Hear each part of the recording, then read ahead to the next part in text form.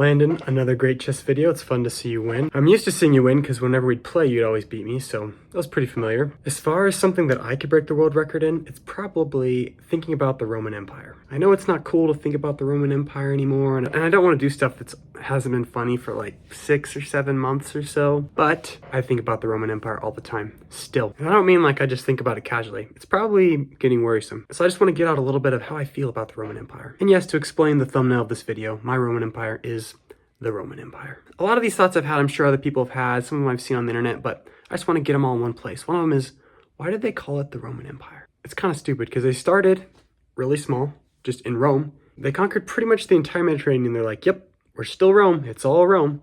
That's like if the US was like, let's take over all of Canada, Mexico, all of Central America, all of South America, and we're like, we're still the United States of America, which I guess is a bad example because we would still be all America.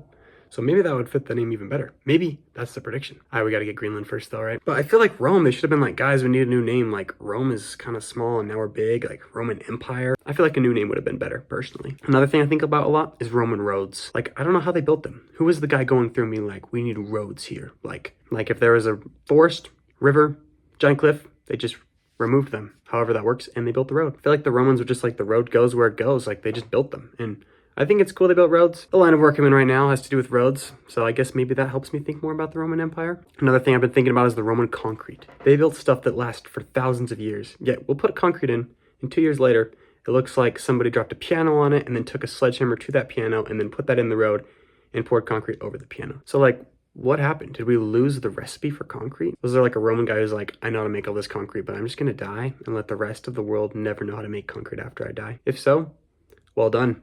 We have not figured out how to make concrete that well. Fun fact, I actually had a concrete class where we had to make concrete and we did all this crazy math and everyone else did the math, and I had made concrete a bunch of times for other jobs, so I just kind of guessed and made my own concrete, and I ended up winning strongest concrete. Well, I got a bad grade on the report because I did the math wrong, but when they tested the concretes, mine was the strongest. They gave prizes to the people with the strongest concrete, so the teacher was kind of mad. They're like, well, I have to give a prize to the guy who didn't do the math. I was like, concrete was good. Another thing about Rome I've been thinking about is all the long names. They got names like Gaius Julius Caesar.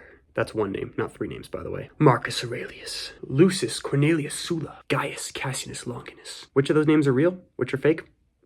Who knows? And each of these names are very Roman. They sound like a guy who owns thousands of acres of land and is going to stab you probably in the Senate. You never get Romans named Steve. Can you imagine? Steve Aurelius Philelius. Be like, kind of weird. And I get that it's the language, but their names just seem so official. I don't know. Our names are pretty chill. My name's Sam. Very simple. Another thing I think about a lot is Julius Caesar. He's just famous because he crossed that river. He crosses the river and everyone's like, the die is cast. Can you imagine? I've crossed rivers all the time, but there's going to be no historian forever that recorded that on September 19th at 8:15 a.m. I crossed a river in Guatemala. Nobody cares. I don't know.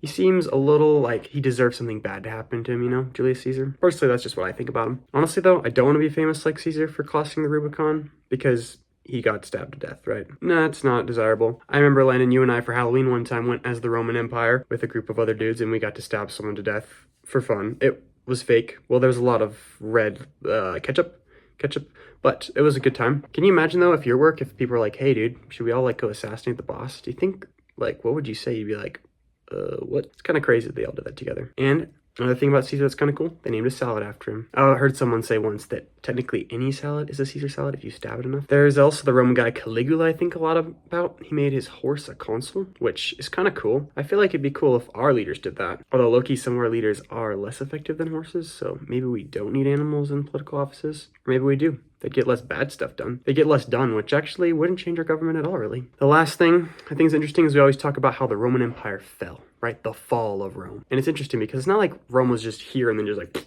splat, you know? It didn't just fall. It kind of slowly degraded over time. It's almost like people saying, don't worry, America's not just going to collapse and fall. It's just going to slowly stop functioning over the next couple hundred years. Or has the fall of America already started? Is there anything that you could call the fall of a 19th Amendment? Ugh. No, I'm just kidding. I don't think women should be able to vote. I mean, what I meant to say was women should be able to vote. And Landon, though, I've heard you might have opinions on that subject. So my question for you, Landon, is what are your thoughts on women being able to vote? Make sure you tell the truth. You know what they say about telling the truth.